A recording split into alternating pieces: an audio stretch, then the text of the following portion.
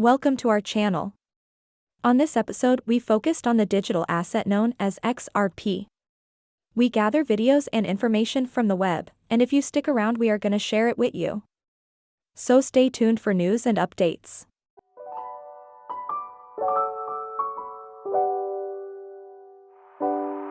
Heard of Bitcoin, we've heard of Ethereum.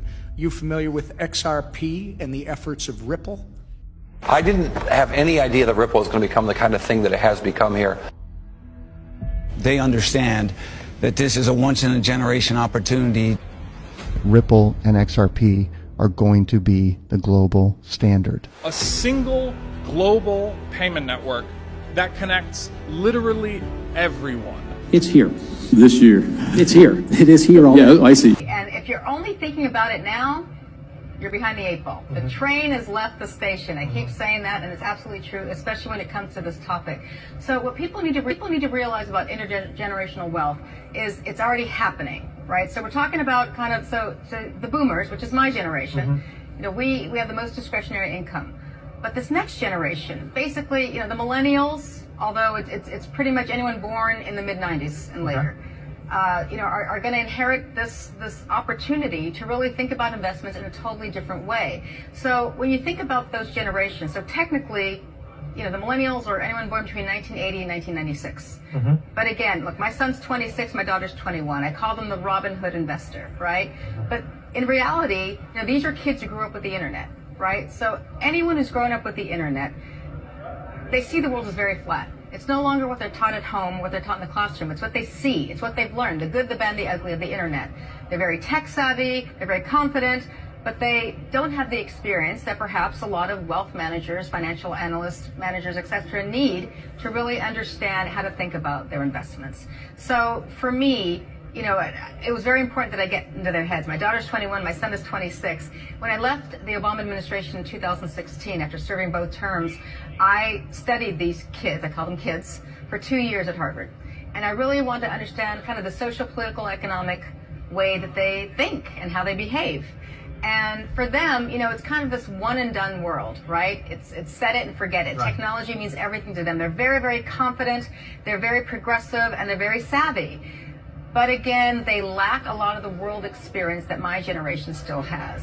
So even here now in this economic downturn, this unprecedented economic downturn, this is where, in my opinion, the wealth management industry has a huge opportunity. It's no longer about taking them out to golf and buying them dinner. It's really kind of thinking about how to use technology and information in a totally different way. So if you're not already on their app, on their phone, and that's how they access information, if you're not already there, you know, what we allow banks to do, we allow payment providers to do, is to tap into the liquidity of XRP liquidity. So today there's lots of liquidity between XRP and US dollar, there's lots of liquidity between XRP and British pound, and you could tap into that to move value in real time, in seconds.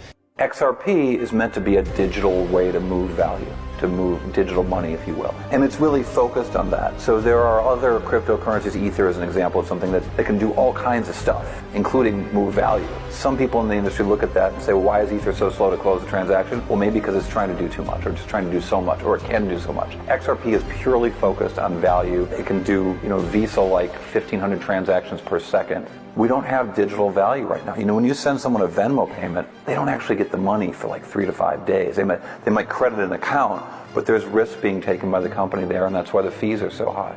100+ customers. Using ODL for me as a customer has been a game changer. On-demand liquidity is a feature offered within RippleNet that helps customers eliminate the need to pre-fund an account in the destination country where they're sending funds. There's $27 trillion sitting in these bank-to-bank accounts. They're called Nostro accounts, Vostro accounts. Bank money!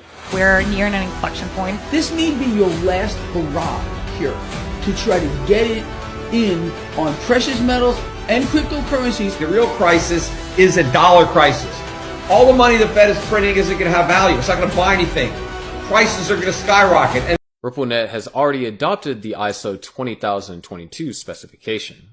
ISO 20022 is a global standard for financial information. It provides consistent, rich, structured data that can be used for every financial business transaction. Starting in November 2022, the way the Swift community exchanges payment messages will be transformed with the ISO 20022. This will unlock enormous opportunities for financial institutions, such as boosting operational efficiency, enhancing customer experience, and enabling innovative new services. A global and open standard, ISO 20022 creates a common language for payments worldwide, and its higher quality data means better prices for all. And by any means you should not take any advice from us, we have no financial background. This channel is strictly fun-based. So stay along for the ride, and if you like what you see, be free to like and subscribe.